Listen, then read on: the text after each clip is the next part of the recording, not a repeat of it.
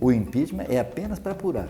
Se lá na frente, transcorrido todo o processo, a presidente da República ela for inocentada, volta a governar o país, conclui o seu mandato. Se eu estiver mais perto, diz que o Napoleão eleito dali do prefeito. Se eu estiver longe, dizem exatamente o contrário. Então, fala-se muito e nada disso é verdade. É um dever democrático que me imponho de fazer com que o partido possa oferecer alternativas de poder nos 295 municípios de Santa Catarina.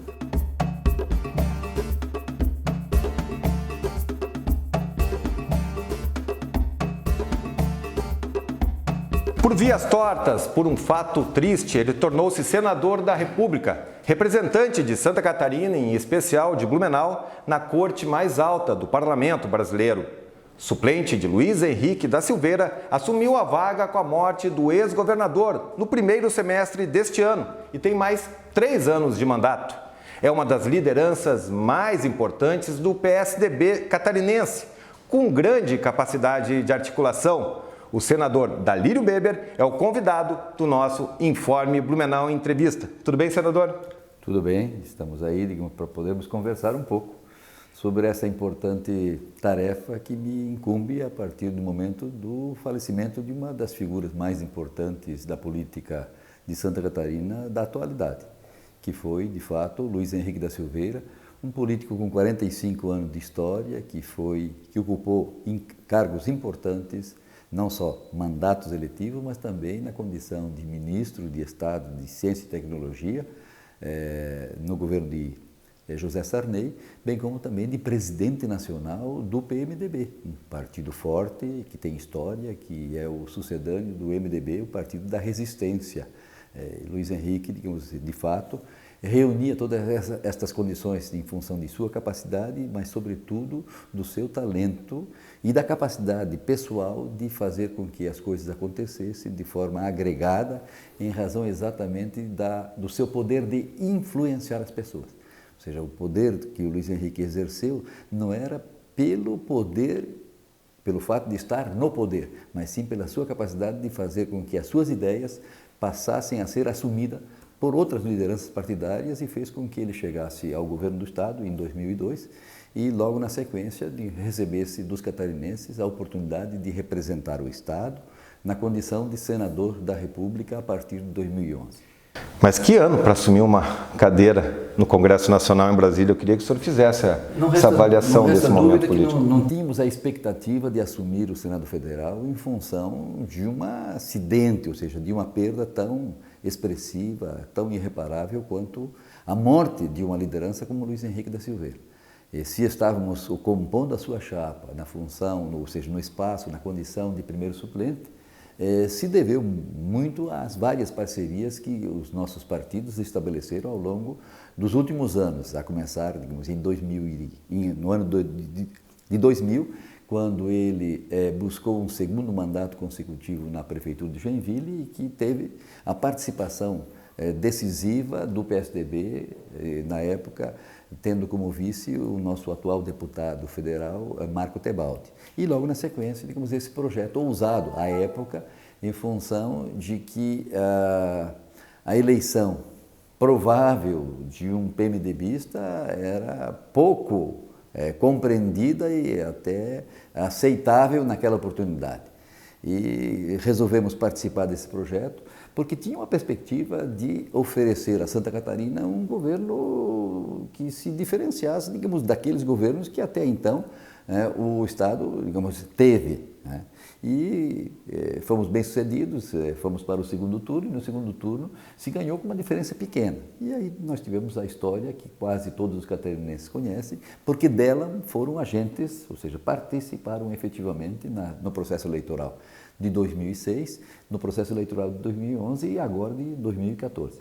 Por isso, nós não tínhamos eu nunca sentei com Luiz Henrique da Silveira com o propósito de discutir, digamos, o meu espaço e as minhas eventuais oportunidades de ocupar por um período o Senado da República, porque eu entendia de que a pessoa que havia sido votada e que estava verdadeiramente preparado para poder desempenhar esse papel importante de representação do Estado era o Luiz Henrique da Silveira. E não seria, digamos, legítimo, sob o meu ponto de vista, até em função das duas biografias, da importância da biografia do senador Luiz Henrique da Silveira e da importância da minha pequena biografia, de que eu apenas tivesse uma oportunidade de ficar lá durante 4 meses, apenas para colocar no meu currículo. Isso não era necessário. Não era necessário, nem eu aumentaria, digamos, a minha importância com relação, digamos, à minha participação ao longo desses anos da política, nem seria, digamos, bom para a biografia do Luiz Henrique de ter cedido um espaço como se tivesse a minha participação na condição de vice sido fruto de uma negociação, por mais legítima que pudesse ser. E, de fato, digamos, assumir o Senado nessa condição colocou sobre meus ombros uma enorme responsabilidade. Primeiro, porque esse espaço, com certeza, se o Luiz Henrique continuasse, tinha total confiança do povo de Santa Catarina em função de toda a comprovação pública da sua capacidade, do seu interesse de fazer e transformar as coisas para melhorar a vida das pessoas. Primeiro, esse impacto. Segundo, digamos, o impacto é, de fato, a própria responsabilidade pessoal que passou a existir sobre a minha pessoa em razão de ter este mandato de quase 3 anos e meio, ou mais de 3 anos e meio, para representar os interesses do Estado, da sociedade catarinense e também dar a minha contribuição naquilo que pode mudar a vida de todos os brasileiros, ou seja, para o bem ou para o mal. Ou seja, cada decisão que acontece no Senado Federal, ela impacta sobre a vida das pessoas que residem nesse país. Então, não só defender os interesses do nosso Estado, de infraestrutura, de melhorias em todas as áreas, mas, sobretudo, estarmos preocupados com aquilo que interessa, digamos, ao Brasil e aos brasileiros. E num ano difícil, em função de tudo aquilo que a mídia tem reiteradas vezes dito em razão de uma eleição que se estabeleceu no ano passado em cima de um discurso não verdadeiro. A gente lamenta isso. Eu não posso estar aqui também falando da condição de filiado ao PSDB, porque o candidato que foi para o segundo turno era do PSDB, no caso o senador Aécio Neves. Absolutamente. Poderia ter sido Eduardo Campos se não tivesse acontecido o acidente fatal no dia 13 de agosto de 2014, como poderia ter sido a Marina, que sucedeu a candidatura do Eduardo Campos, mas quis o resultado do primeiro turno, que quem representasse de fato, digamos, a contraposição, ou seja, a possibilidade de alternância no poder, fosse o Aécio Neves. No entanto, esta alternância não aconteceu em função de um discurso muito bem estruturado, como marketing político, no sentido de fazer com que muitas coisas que não eram verdadeiras passassem a ser consideradas pela opinião pública em função da segurança com que aqueles que representavam o processo de reeleição afirmaram durante o processo eleitoral de 2014. E, lamentavelmente, nós começamos o 2015, um ano que praticamente não começou e já terminou, sem que nós pudéssemos ter nada daquilo que se dizia e se defendia na campanha eleitoral do ano passado por parte daqueles que de fato saíram vitoriosos.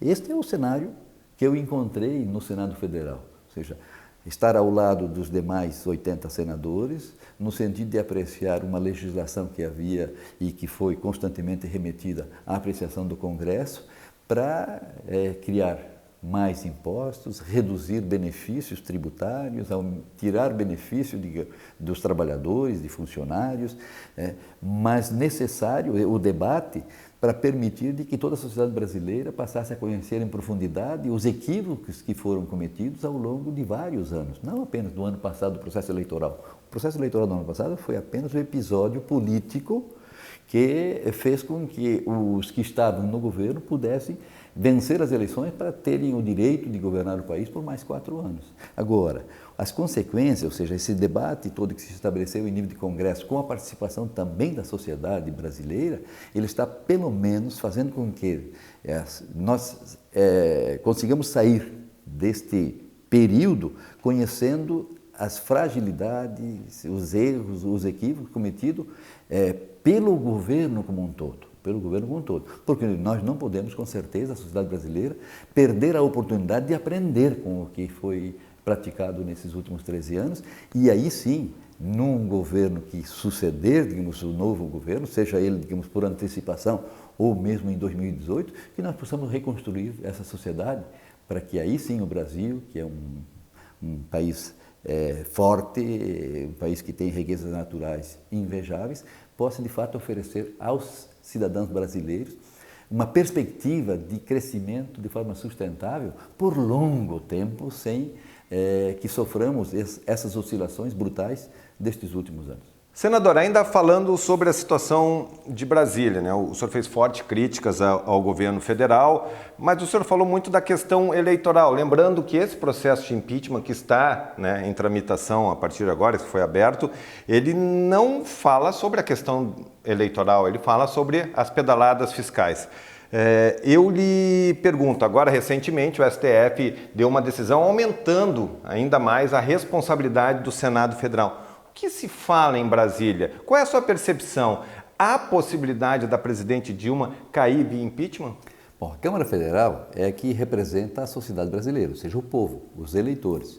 O Senado representa os estados. Portanto, os parlamentares federais, ou seja, os deputados, é que têm a responsabilidade de fazer todo o processo inicial do impeachment. Primeiro, impeachment não é golpe. O impeachment é um instrumento constitucional previsto para questionar, ou seja, para apurar crimes de responsabilidade. E as ditas pedaladas fiscais, elas constituem-se em crime, uma vez que o próprio Tribunal de Contas da União, por sua totalidade, ou seja, unanimidade, disse que houve um subterfúgio, a tomada de recursos do Banco do Brasil, Caixa Econômica, BNDES e até do Fundo de Garantia, para financiar os programas sociais exatamente no ano eleitoral. Ou seja, o propósito de quem estava gerindo os interesses da União era fazer com que os programas sociais não sofressem solução de continuidade e pudessem assim, mascarar a contabilidade usando o dinheiro destes bancos, sacando por conta, ou seja, conta negativa. E isso não é possível. O Senado Federal, a Câmara Federal, ou seja, o Congresso, tem que ser consultado, tem que obter a autorização do Congresso para toda e qualquer operação de financiamento para custear as despesas correntes da União. E isso não aconteceu. Está caracterizado, digamos, o crime de responsabilidade? Sim. Agora, o impeachment é apenas para apurar. Se lá na frente, transcorrido todo o processo, a presidente da República ela for inocentada, volta a governar o país, conclui o seu mandato.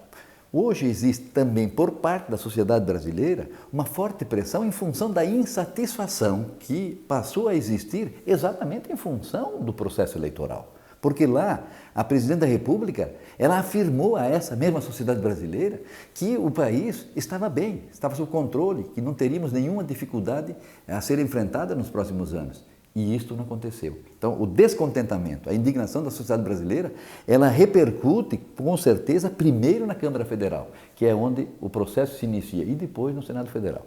A decisão do Supremo Tribunal Federal, proferida no sentido, depois de provocada, em razão do processo de escolha da Comissão Especial da Câmara dos Deputados, ela foi clara no sentido de fazer com que o Senado Federal passe a ter uma importância maior, por maioria simples, ou seja, 41 senadores da República, recebendo a decisão da Câmara, ou seja, dos 2/3 dos deputados federais, eles vão ainda passar por esse filtro. E aí somente se tiver 41 senadores da República que opinarem pelo processamento, daí para frente, então, há o afastamento da presidente da República por até 180 dias e aí, sob a presidência do presidente do Supremo Tribunal Federal, o Senado se constitui, aí sim, no plenário de um tribunal de julgamento dos fatos levantados como crimes de responsabilidade da presidente.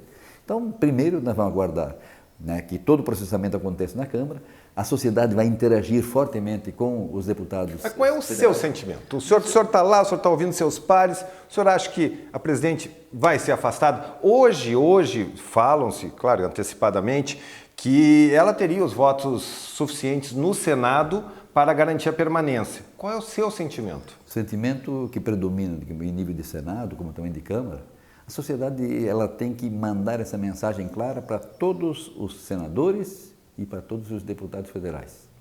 E se houver, digamos, essa manifestação clara, essa pressão para que haja a alteração, para que se mude e a presidente seja afastada, é necessário isso. Se depender única e exclusivamente do voto dos deputados federais e dos senadores, e não houver, digamos, uma movimentação, uma pressão por parte da sociedade, com certeza, digamos, não haverá, digamos, impeachment. O senhor tem falado muito, tem feito muitas críticas ao governo federal, o senhor tem falado muito que a sociedade deve se manifestar pressionando, mas eu queria lhe perguntar se o problema está somente no governo federal, porque a gente percebe o Congresso Nacional bastante complicado, e aí lideranças importantes dos poderes, né? O Eduardo Cunha, o deputado federal, presidente da Câmara dos Deputados, o próprio Renan Calheiros, a gente viu um senador da República do PT, Delcídio Amaral, sendo preso, a gente acabou de ter informação também de um peso pesado dos tucanos, Eduardo Azevedo, que também foi condenado pelo mensalão que se chamam de tucanos, ou seja, parece que não sobra muita gente. Como é que eu lhe pergunto, como é que o senhor, né, que a gente conhece, como é que o senhor consegue sobressair no meio desse furacão, desse descrédito da política nacional? Bom, é difícil. E eu tenho reiteradas vezes dito, eu não tenho a pretensão, não quero ser arrogante de dizer de que um senador do meu tamanho, da minha estatura, ele vá para lá e mude. Eu tenho que deixar claro, digamos, apenas a minha posição. E naquilo que for possível, nos momentos em que eu for chamado, deixar muito claro, digamos, a nossa posição. Lamentavelmente, nós, e aí Congresso, Senado e Câmara, não fomos capazes de produzir uma reforma política profunda que pudesse, digamos, ajudar a consertar e a criar mecanismos que evitassem, né, o surgimento destas negociações todas na formação de coligações aqui e acolá, de coalizões de governo. Lamentavelmente não produzimos. Eu acho que essa reformas, uma reforma política de forma mais duradoura, ela deveria ser aprovada para ser implantada talvez daqui a 3 ou 4 eleições, para permitir de que aqueles que estão lá hoje não sofressem, no curto prazo, alguma consequência da própria decisão tomada, mesmo que sabendo de que essa decisão seria melhor para o país. Prevalece o corporativismo? Prevalece um corporativismo. Infelizmente, isso acontece não só lá, acontece em outros parlamentos brasileiros. E também até, digamos, em corporações. Hoje nós temos alguns cânceres muito fortes, como a estabilidade no serviço público, que em torno de um corporativismo, um sindicalismo que não pensa nas consequências das suas reivindicações, das suas pressões, né? E isso a classe política também vive, mesmo que sejam nas duas casas maiores, que é a Câmara Federal e o Senado Federal. Bom, vamos sair de Brasília, vamos voltar para Blumenau. A Blumenau, afinal, é a vitrine do PSDB em Santa Catarina, principalmente por conta da gestão do prefeito Napoleão Bernardes. Qual é a sua avaliação da administração do prefeito? Bom, primeiro começa por uma avaliação do prefeito em si, de uma pessoa íntegra, de uma pessoa com qualidades, de uma pessoa que assumiu a prefeitura com o propósito de poder oferecer parte, digamos, da sua vida em favor do município de Blumenau. Lamentavelmente, nós tivemos, e isso é fácil de evidenciar, uma queda brutal na arrecadação dos municípios brasileiros, exatamente coincidindo com o período de gestão dos atuais prefeitos. E aí eu não faço distinção. Eu quero incluir aqui, digamos, o Udo Deller, que é um empresário com 73 anos de idade, um homem vencedor na sua empresa, um homem íntegro, sério e que está encontrando fortes dificuldades de poder fazer acontecer na cidade de Joinville, a nossa maior cidade do estado, aquilo que ele desejava enquanto cidadão, enquanto empresário e agora na condição de político. A mesma coisa posso dizer do prefeito César Souza, da cidade de Florianópolis, bem como posso dizer isso do prefeito José Caramori de Chapecó, que até acabou renunciando à condição de prefeito em função de uma profunda insatisfação em razão de tudo o que tem acontecido. Ou seja, o poder central, ou seja, a União tem transferido responsabilidades aos municípios e não tem transferido as fontes de recursos para permitir que as demandas dos munícipes sejam atendidas. Em razão disso, digamos, o Napoleão também tem tido suas dificuldades, mas é um governo sério, que comprometido com a cidade, e eu tenho certeza que na hora da avaliação os eleitores da cidade de Blumenau saberão fazer justiça, dando, digamos, a ele a oportunidade de continuar mais 4 anos, espero, tenho convicção de que isso vai acontecer, para que, aí sim, com a recuperação da economia em nível de país, nós possamos ter uma arrecadação mais equilibrada, mais justa e poder realizar e atender a inúmeras demandas da administração, ou seja, dos blumenauenses, especialmente, digamos, em questões importantes de mobilidade urbana e tal. Só se nós formos pensar acima dos percentuais constitucionais em educação e saúde, o governo do município de Blumenau comprometeu 273 milhões de reais até o mês de agosto deste ano, só na administração do Napoleão. Com estes 273 milhões de reais, seria possível, com certeza, atender a todas as demandas de infraestrutura, de melhorias e de manutenção da cidade. Mas estes recursos foram destinados a duas atividades indispensáveis: educação, que vai transformar a vida dos blumenauenses para melhor no seu futuro, e em saúde, que é o atendimento emergencial, fazer com que, naquilo que não é possível o cidadão buscar se defender por si, ele vai no serviço público buscar esse atendimento. Hoje, o município de Blumenau compromete mais de 27% do seu orçamento em atividades de saúde. São 12% a 13% acima dos 15% constitucionais. Isso seria suficiente para atender, digamos, a todas as demandas da comunidade. O senhor sempre foi um articulador da linha de frente do PSDB e, obviamente, aqui em Blumenau, o senhor teve um papel decisivo no processo eleitoral que acabou culminando com a vitória de Napoleão Bernardes. Eu vou lhe fazer uma pergunta que se falava muito logo depois do primeiro ano da gestão, perguntavam que o senhor teria ficado fora do núcleo de decisões da prefeitura, teria sido um pouco escanteado pelo próprio prefeito, por algumas pessoas mais próximas a ele. Aconteceu ou não aconteceu isso? Se eu estiver mais perto, dizem que o Napoleão eleito dali do prefeito. Se eu estiver longe, dizem exatamente o contrário. Então, fala-se muito e nada disso é verdade. O que me permitia assumir, no momento em que o Napoleão foi o nosso candidato, era apenas oportunizar de que uma proposta, um projeto de um jovem tucano fosse viabilizado. Quem elegeu o Napoleão, primeiro, digamos, foi o seu talento. Segundo, digamos, foi uma vontade da sociedade blumenauense. No momento da composição do seu governo, ele fez as escolhas e existe, digamos, uma equipe que está ao lado dele no dia a dia. Sempre que houve necessidade de alguma conversa, eu sempre estive à disposição do Napoleão, continuo e tenho certeza de que a grande maioria dos blumenauenses tem avaliado positivamente essa atitude de coerência, de transparência. É um governo transparente. Isso, digamos, num momento como agora, é extremamente importante. Alguém que seja honesto, que seja ético com as questões da manipulação, da gestão da coisa pública. E isso, felizmente, digamos, a cidade de Blumenau tem na pessoa do Napoleão Bernardes. Qual é o projeto político-eleitoral do PSDB para o Estado? A gente já sabe aqui, o prefeito já é candidato à reeleição, mas em 2018, o PSDB vai ter candidato ao governo do Estado? Provavelmente ele vai ser a bola da vez no cenário nacional. Como é que o senhor avalia? Bom, já dizia, digamos, isso em várias oportunidades. O PSDB é o único partido que tinha a responsabilidade de ter candidato à presidência da República em 2002, 2006, 2010 e 2014.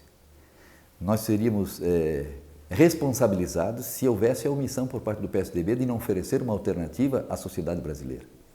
Em Santa Catarina, nós até participamos de várias coligações, uma delas em 2002, quando elegeu Luiz Henrique da Silveira, governador do estado. Em 2006, participamos novamente da reeleição de Luiz Henrique e aí sim colocando, digamos, um senador da República, que era o Leonel Pavan, na condição de vice-governador. Em 2010, nós não tivemos candidatura. Mas em 2014, passamos a ter um candidato na pessoa do senador Paulo Bauer, que fez uma votação extraordinária. Foi 30% do eleitorado de Santa Catarina, nos prestigiou votando no Paulo Bauer. Portanto, nós saímos da eleição de 2014, ou seja, da eleição do ano passado, com um pré-candidato, não, com um candidato a governador em 2018. Candidato do PSDB em nível nacional, não sei quem será, se será o Aécio, se será o Geraldo Alckmin, se será o Serra, ou outro nome que o PSDB for escolher. Em Santa Catarina, Nós não temos essa dificuldade de escolher. Nós já temos o nosso candidato, porque o senador Paulo Bauer fez essa corrida no estado de Santa Catarina, amealhou 30% dos votos e ele é o nosso candidato natural ao governo do estado de 2018. Para encerrar, e o projeto político do Dalírio Beber? Hoje ele é senador, vai ser candidato daqui a 3 anos, ainda falta tempo. O primeiro projeto político do Dalírio é exatamente levar a bom termo a responsabilidade de representar dignamente o meu estado, Santa Catarina, de representar os catarinenses no Senado Federal.